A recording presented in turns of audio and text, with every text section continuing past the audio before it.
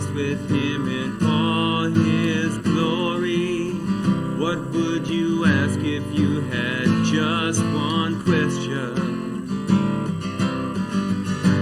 And yeah, God is great. Yeah, God is good. And yeah.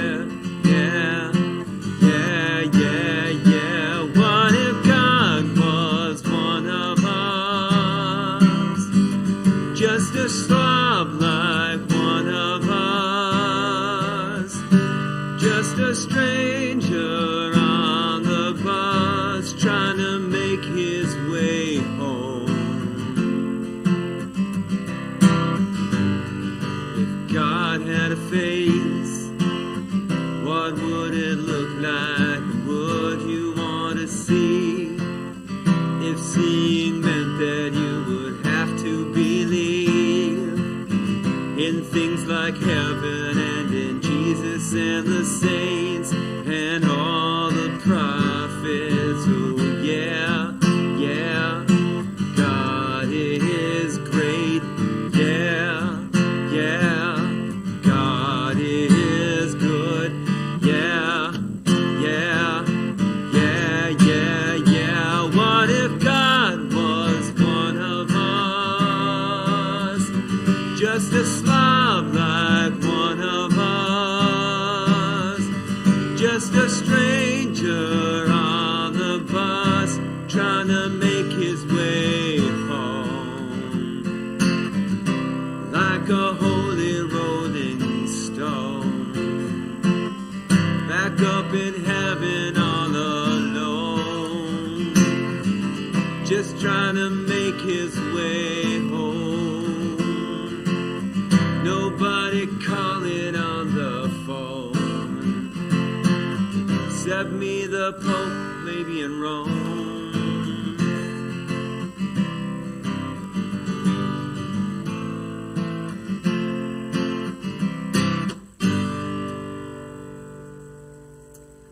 Thank you, Dan.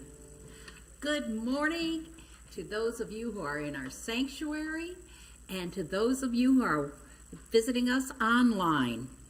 My name is Susan Owen Kinsey, and welcome to the Unitarian Universalist Congregation of Flint. And let me tell you a little bit about our church. We are an inclusive church that welcomes everyone, regardless of your income, your education, or sexuality. And if you're in search of a church that believes in love, the quest for justice, the use of reason are some of the most important things, then our congregation may be right for you. Now, here's a moment where I tell you a little bit about me and why I'm here.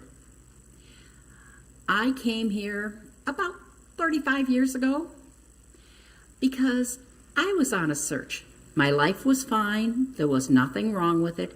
There was just, I needed more.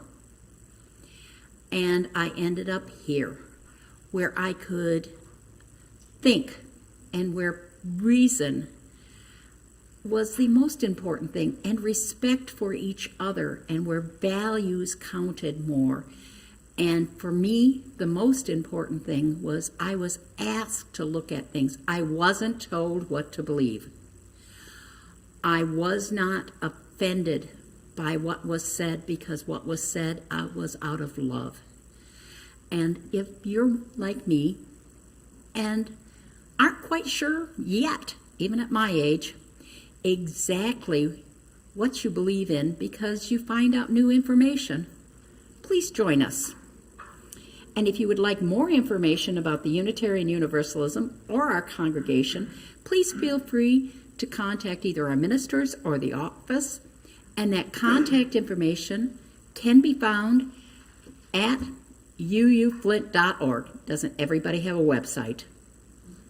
Now for a few announcements.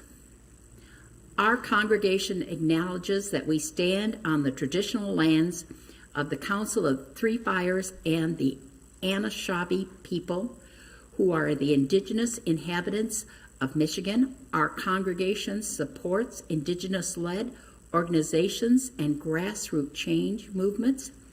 We encourage others to do so as well. We also support Indigenous-led campaigns in their quest to have carefully chosen lands returned to them. Now, next weekend, the whole weekend, November 12th through the 14th, is National Donor Sabbath, and a reminder to everyone that they can give the gift of life, an organ donation. There are more than 100,000 people awaiting on the life-saving transplant list. To become a registered donor and donate life, just go to registerme.org. Also, as you leave today, if you would take a minute to check out our new computer kiosk in the narthex. You could kind of see it, those of you that are here. When you first come in, it's something new out there. It's kind of on a pulpit. Our UUCF website homepage is up and running on this new computer, and our YouTube channel homepage is also there. If you have never seen our colorful and impressive online presence, please take a look before you leave and feel free to surf UUCF. Also, we're entering into the time where we start thinking about the others in our community and the needs of our community in this holiday season that's approaching. Those of you that got the newsletter, if you will scroll to the end of it, it will tell you about angel tree giving and how we can help those in need this year with the use of gift cards and other ways and contact information. So please take a few minutes when you look at your emails, see the newsletter, and scroll right to the end. There are people out there that really need our help. Winter is a cruel season. Also, are you new to UU-ism? Our ministers would like to offer an orientation, UU 101, to anyone who's interested in learning about our faith and this congregation. Again, please contact the ministers, and one of our ministers, for those of you that are here, is Lynn Kerr, who is sitting right here on the end. There she is. If you don't know her, please meet her. And she'll find a time that can work for you. It's not a set meeting.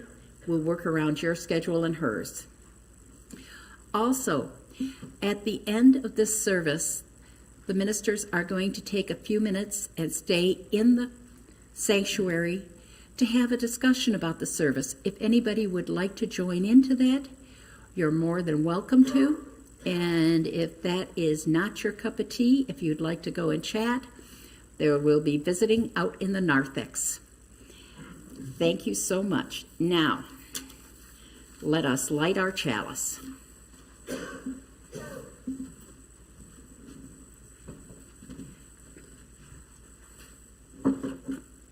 We light this flame for the fourth principle of Unitarian Universalism, a free, responsible search for truth and meaning.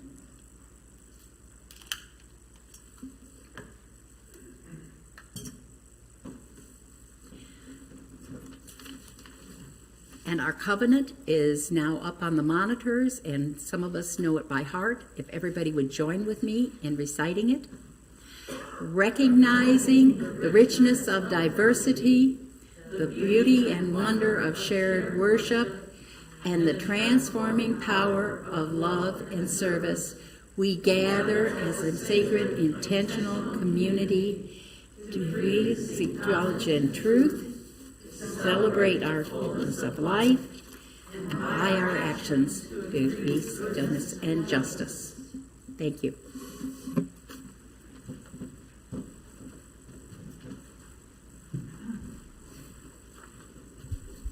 Good morning. Good morning.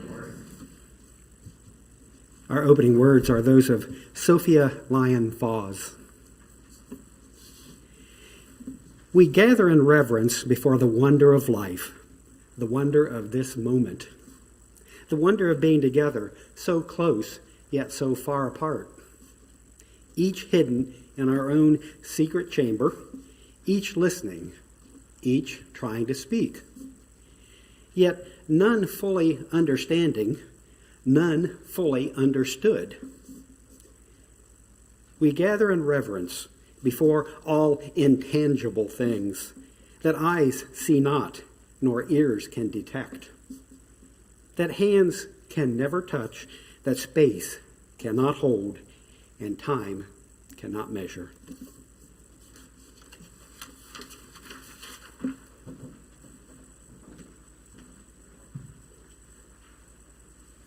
Please stand if willing or able and join in our hymn 360.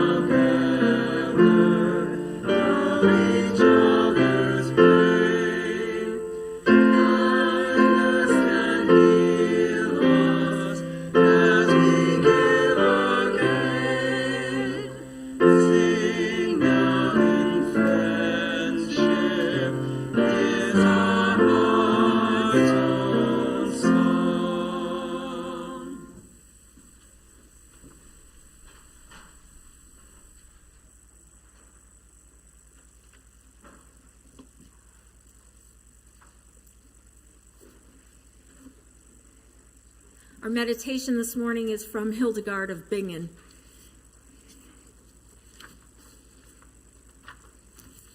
Let us join into a spirit of prayer and meditation. Fire of the Spirit, life of the lives of creatures, spiral of sanctity, bond of all natures, glow of charity, lights of clarity, taste of sweetness to sinners, be with us and hear us. Composer of all things, light of all the risen, key of salvation, release from the dark prison, hope of all unions, scope of chastities, joy in the glory, strong honor, be with us and hear us. As we sit in silence today, let us reflect on the many gifts we have to offer to bring grace and peace to our troubled world. A smile, our patience, our understanding, and much more are ours to give freely. Let us all pledge ourselves to greater service in the week ahead. During our musical meditation, you are invited to come forward or go to the back of the sanctuary and light a joy or concern candle. But first, let us enjoy the silence.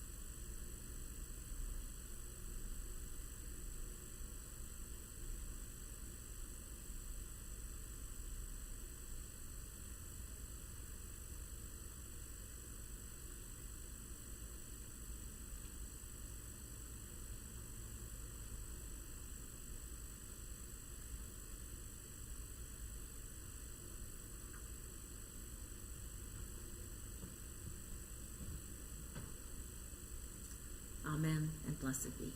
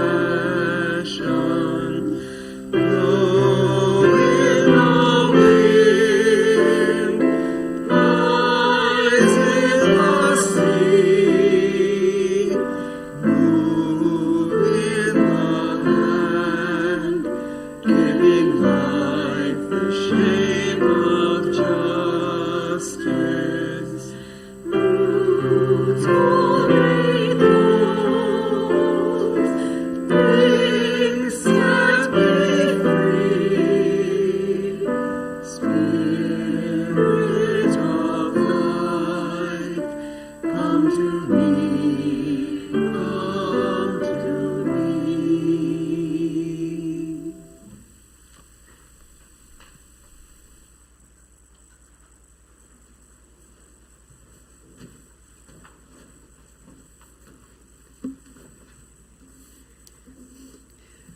We don't often use the word prophet for people of our own time prophets who say, wake up, this is what you should do or believe.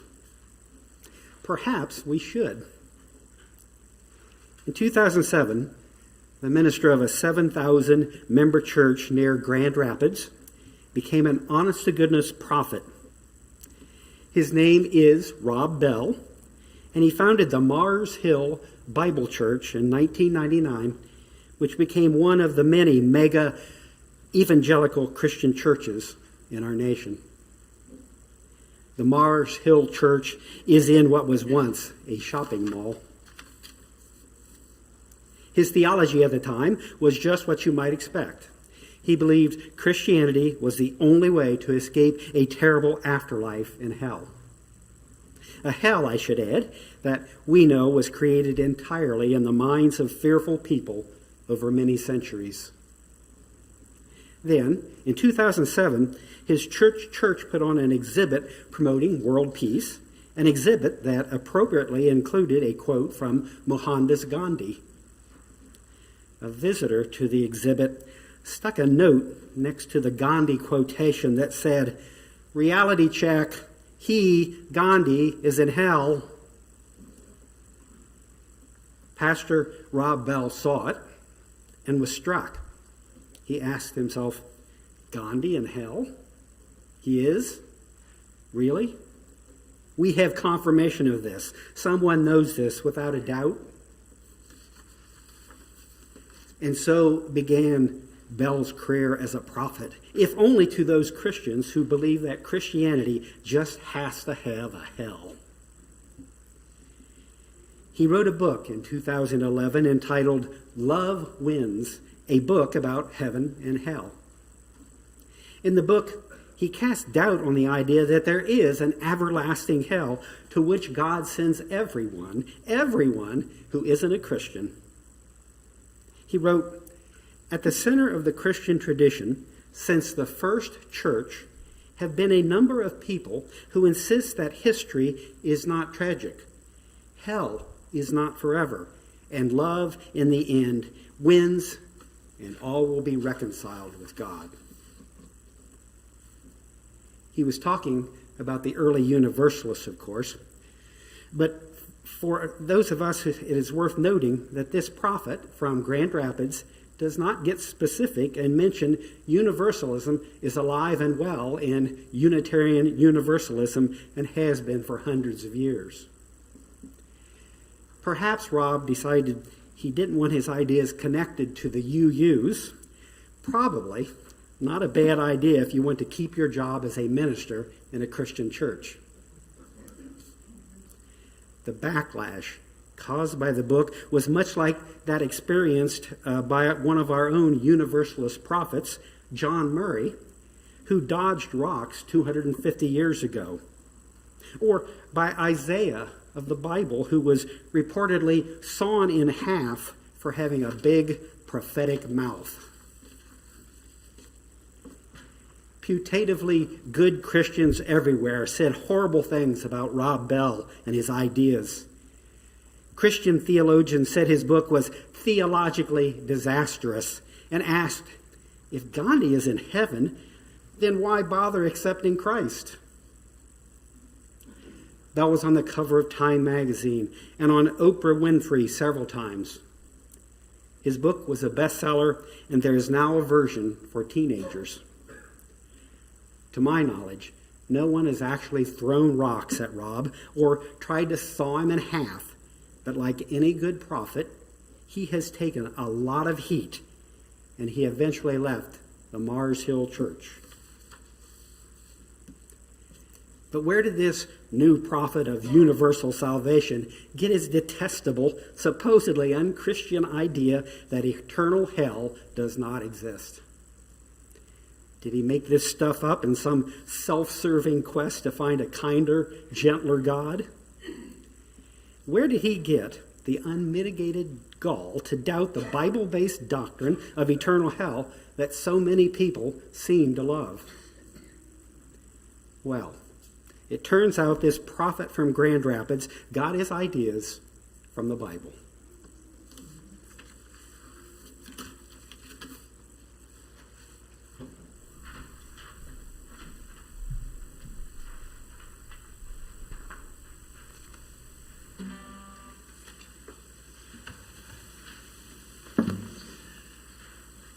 Please join in with the lyrics in the back of your order of service if you are willing and able.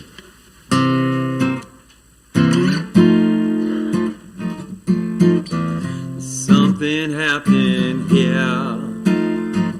What it is ain't exactly clear. There's a man with a gun over there telling me I got to beware. Children, what's that sound? Everybody look what's going down. There's battle lines being drawn. Nobody's right if everybody's wrong.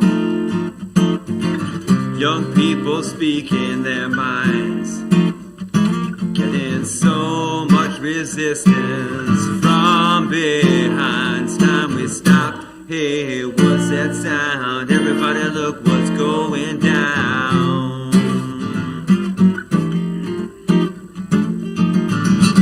What a field day for the heat. 1,000 people in the street, singing songs and carrying signs, mostly saying hooray for our side. I think it's time we stop. Children, what's that sound? Everybody look what's going down. Paranoia strikes deep into your life, it will creep. It starts when you're always afraid. Step out of line, men come and take you away. So we got to stop. Children, what's that sound? Everybody look what's going down. Stop. Children, what's that sound? Everybody look what's going down.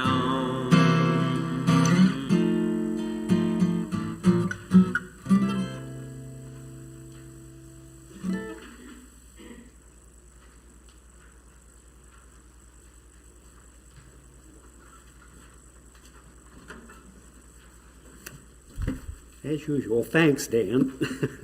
That was great. Help wanted, prophets needed.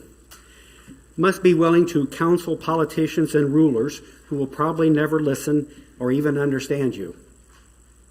Accurately and intuitively discern all of the many causes of societal discord and make recommendations to solve them quickly, preferably overnight. Ability to take verbal abuse, including death threats and frequently getting fired without giving up in total despair. Ability to create prophetic messages that will change the centuries-old ignorant ideas of the masses who often prefer war over peace. Starting wage, nothing. You pay us. Today I'd like to offer some things I've learned about the Bible and its prophets in the hope that it will help us understand the role of today's prophets. Today's prophets, as you know, get an audience just by posting on Facebook, which is proving to be a very dangerous thing. Perhaps a careful look at the Bible can also help ease a common you disorder characterized by the usually unspoken and even unconscious attitude of, I hate the Bible, but I'm not sure why. The Hebrew Bible, also known as the Old Testament by some, is divided into 3 sections. It's called the Tanakh, the whole thing. is the Tanakh. There are the 5 books of the law, also known as the Torah, also known as the Pentateuch. All 3 words mean the same thing.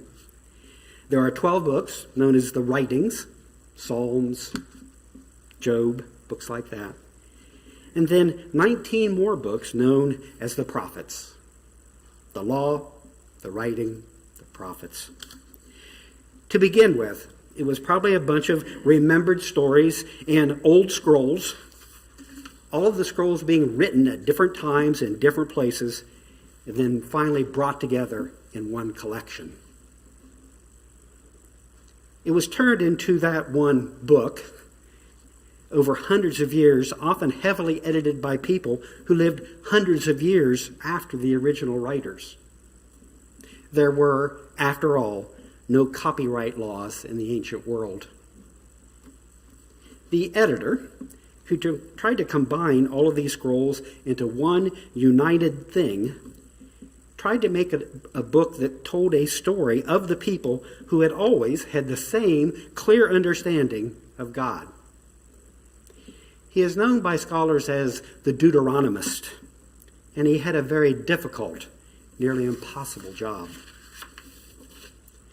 It was difficult, nearly impossible, because the Hebrews never had just one clear understanding of their history or of their faith.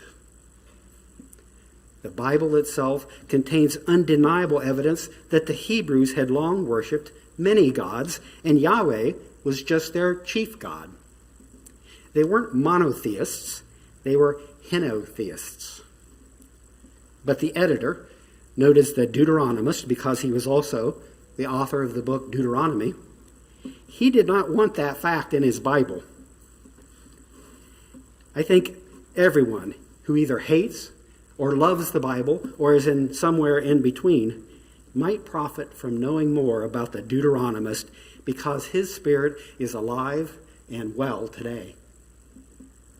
We also might profit from seeing that denying the facts hidden in the Bible caused today's Christians to see false prophets everywhere. Many people think Rob Bell is a false prophet with a new unchristian idea that there is no eternal hell waiting for non-Christians. When his controversial book, Love Wins, came out in 2011, his Grand Rapids church lost nearly 1,000 members. This is the church that's in a shopping mall, and reports are that its attendance ranges from 7,000 to 10,000 people.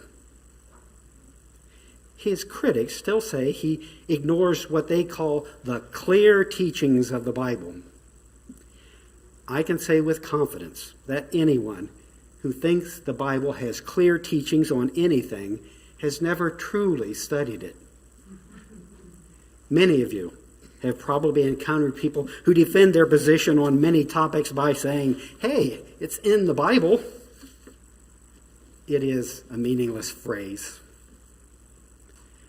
So it's not surprising that in 2017, Bell wrote another book entitled, What is the Bible?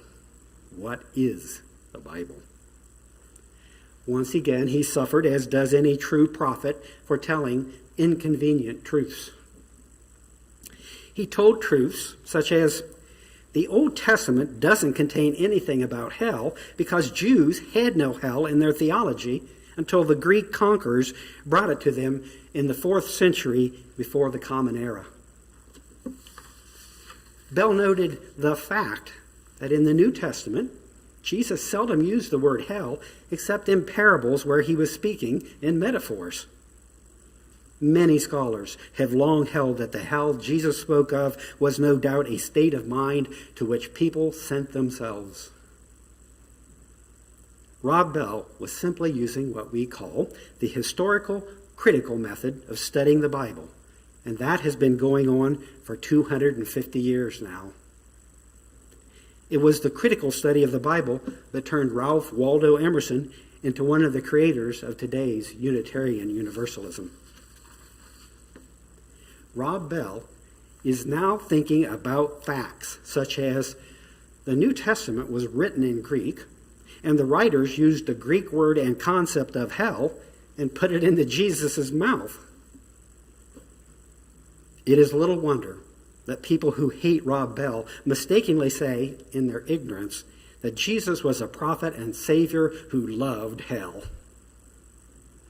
And now, Bell does 30 or 40 speaking events each year. Like Emerson, he left the church and went on the lecture circuit.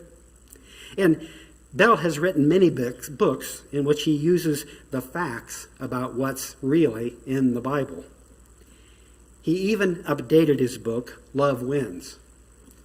He could have renamed it Love and Reason Win. But we left the Deuteronomist sitting in a room full of old scrolls and scribbled notes from about cities falling before the might of his ancient ancestors' armies. Scrolls and ancient post-it notes all over his office about good kings and bad kings, and he had to make them into an inspiring story. The Deuteronomist was not a bad man. He was not a bad man corrupting other people's work just to be ornery. He just decided he needed to unify his people who had been defeated by the Assyrians and then by the Babylonians. So, he tried to put the scrolls and stories together to tell a story about a people who had always believed in one way about the God of their fathers and mothers. As he worked, and he read, for example, in the old prophetic book of Judges, that the Israelites were actually unable to conquer the whole land of Canaan, he simply inserted, copy, paste, and this was because the people were unfaithful to Yahweh. His carefully inserted theological comments also blamed the Israelites' many military defeats on their continued worship of the Canaanite goddesses. After all, he could not blame their problems on their God, Yahweh. Yahweh had to remain the most powerful of the gods. But the Deuteronomists could blame their problems on the people. Some of you may remember when, after 9/11, the televangelists Jerry Falwell and Pat Robertson got together on TV and said that America was attacked and the Twin Towers fell because America was filled with pagans, abortionists, feminists, gays, lesbians, and the ACLU too. Like the Deuteronomist, long before their time, Falwell and Robertson gave their own, we would say, simplistic opinions on why bad things happen to America.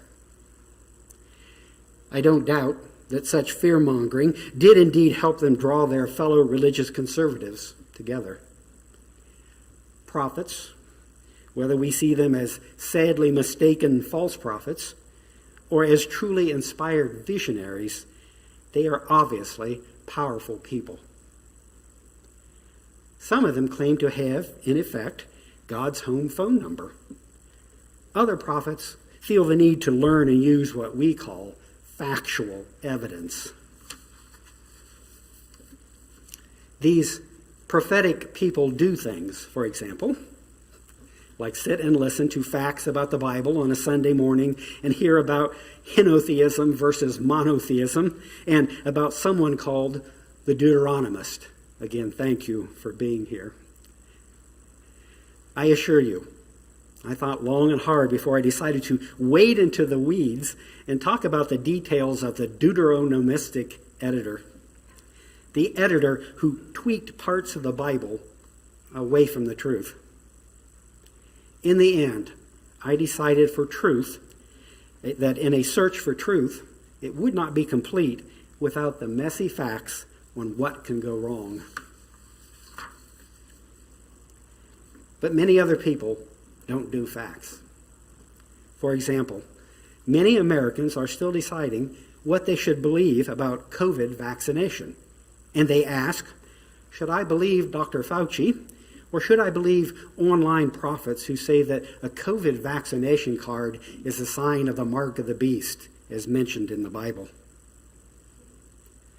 Those who ask such questions are asking, in effect, what prophet do I believe? It seems that for some people, discerning who is a false prophet and who is a good prophet is not so easy. To make matters worse, the dominant religion of our country is based on a book that declares holy some ideas about God that are just plain bad. Obviously, people who hate the Bible but are not so sure why have good reasons to be confused. Here's a short list of beautiful and ugly headlines from the Bible's prophets that may explain why.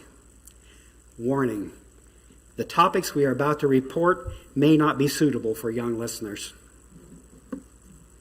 Joshua 10:12. In their ongoing battle against the Amorites, God stopped the sun from setting to give the Israelites some ancient daylight savings time so they could slay more Amorites without squinting in the darkness. Yahweh personally helped out by sending huge hailstones that killed even more of the hated enemy. And then this just in from the Deuteronomist, chapter 20. God tells the Israelites to conquer the land of Canaan by using their swords to kill every man in all the cities, but adds, "You may keep for yourselves all the women, children, livestock, and other plunder." Sounds a bit harsh, I know, but hey, it's in the Bible. One moment. Here's a late-breaking, slight correction to that previous story.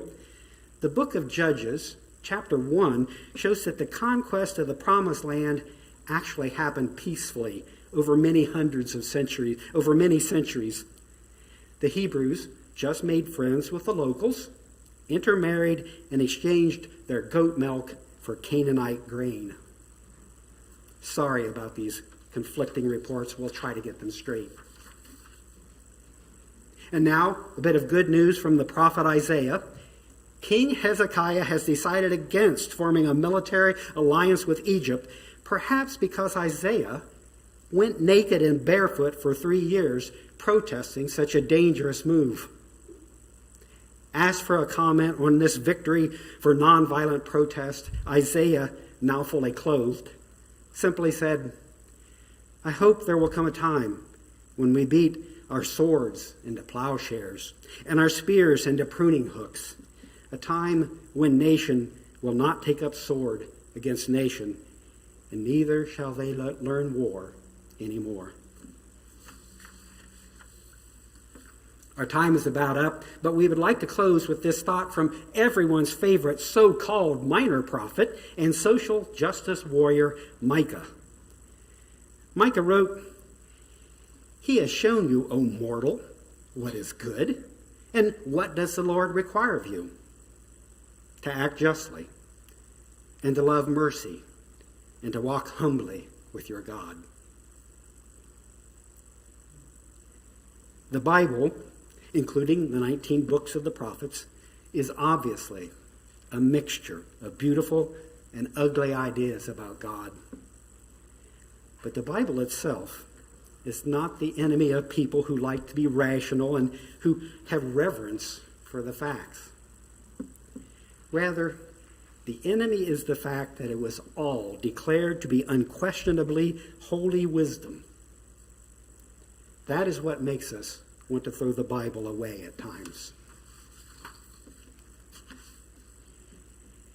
The undeniable craziness in America right now might make us think that, like ancient Israel, the people of our nation will fall to the force of some evil Babylonian or Assyrian army. And then we would be taken into exile. But our exile will be, among other things, deeper poverty, deeper income inequality, worsening racial injustice, and environmental catastrophes. I think many of the classical prophets of Israel were right. Isaiah, Jeremiah, Hosea, Amos, and others told their kings that it is not the armies of some foreign Babylonia or Assyria that you need to fear. It is our own nation's greed, neglect of the downtrodden, and just plain bad religion that will lead to a downfall.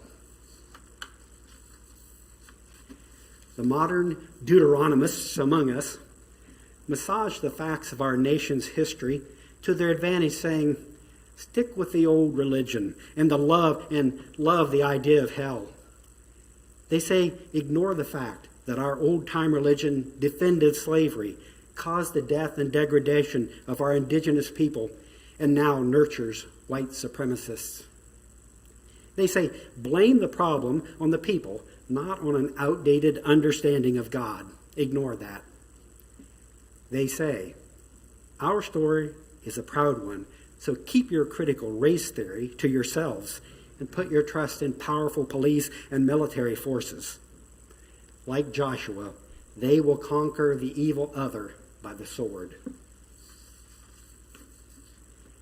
These literalists, like biblical literalists, don't want us or evangelical ministers like Rob Bell to study the Bible critically or to study racism critically either. It's the same thing. Looking at the complicated facts, the truth, can be threatening to people who want to hold on to their old religion, their old power, and their old money.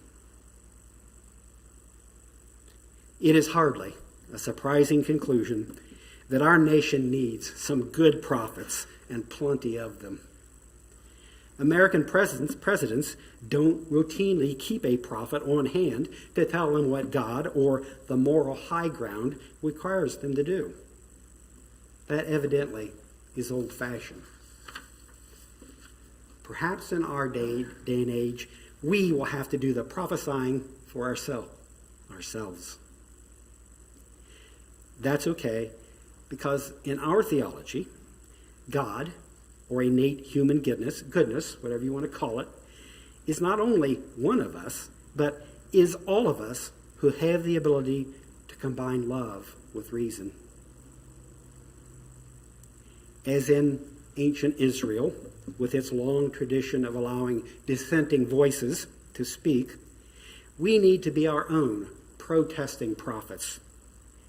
Thankfully, we don't have to protest while naked like Isaiah, but we will have to put ourselves out there. Many victories have already been won by the everyday prophet on the street who are willing to raise their voice in protest, even if they are unsure their effort will be worth anything. That is what happened in 1966 as just one of 1,000 examples. In a victory for a personal protest that became a prophetic call to action. It started on the Los Angeles Sunset Strip, where the sheriff's department and the city police were renowned for their militaristic tactics and still are at times. Hundreds of young people there on the Sunset Strip in their bell-bottoms and tie-dyed shirts were hanging out on the street near the bars and nightclubs where bands like The Byrds, Canned Heat, The Doors, Buffalo Springfield, and the Mothers of Invention were making rock and roll history. Then some businesses and residents became unhappy with the traffic and the crowds, and the police started enforcing a 10 p.m. curfew.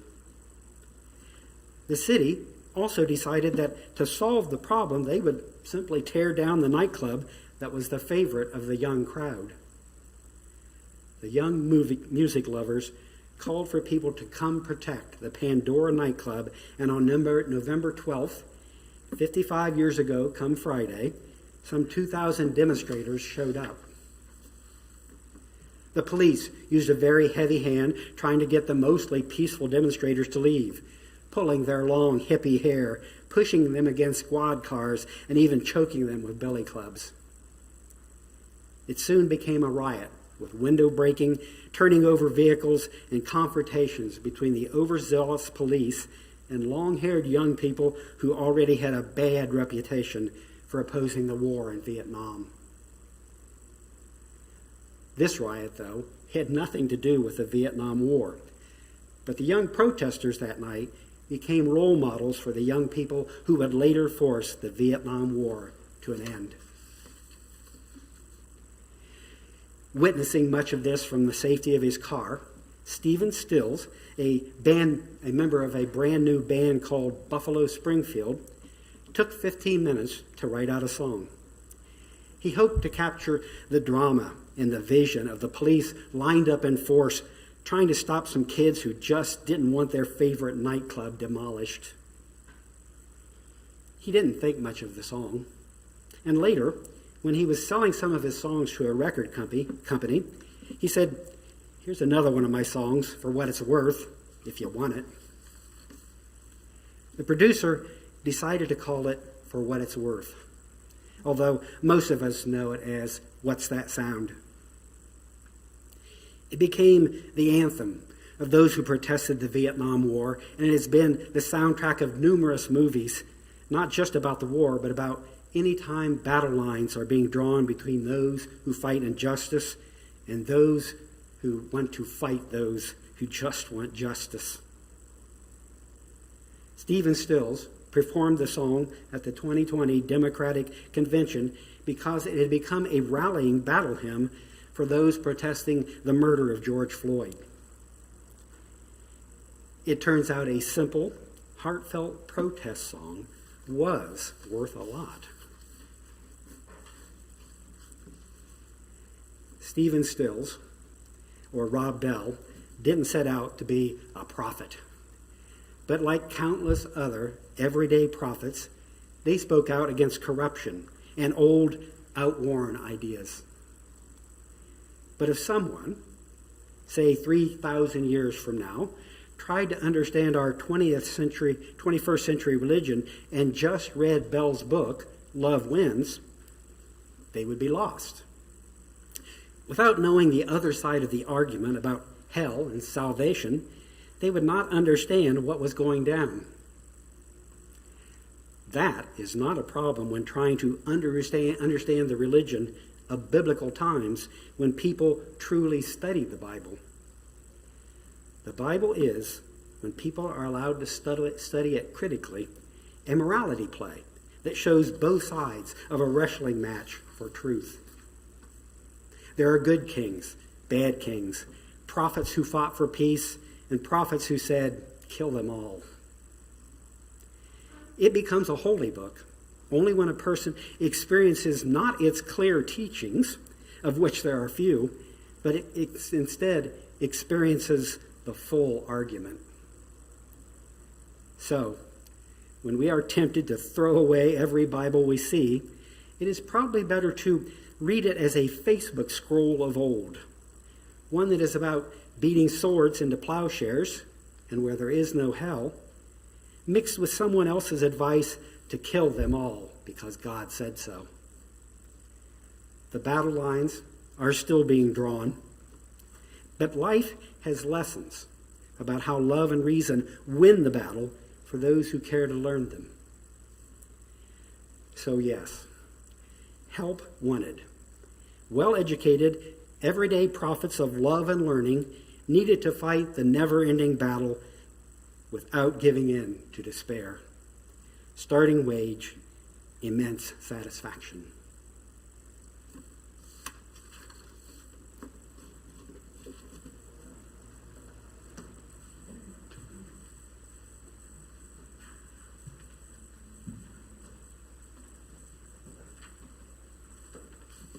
Hi. At this time in our service, we will take an offering. Do you ever think how much is enough? How much should I give? Consider what you have received here today and give until it feels good. No matter what size, all that is given is appreciated. And we invite you to join in giving as we take the collection by placing your offering in the basket at the back on the way out of the sanctuary or online with an online gift at uuflint.org. Thank you.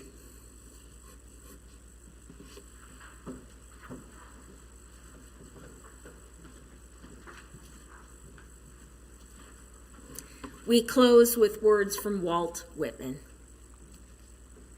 We consider Bibles and religions divine. I do not say they are not divine. I say they have all grown out of you and may grow out of you still. Happiness, knowledge, not in another place, but this place. Not for another hour, but this hour.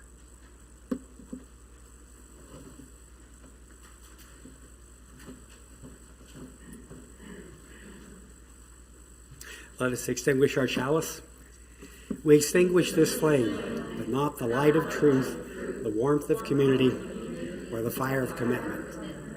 These we carry in our hearts until we are together again.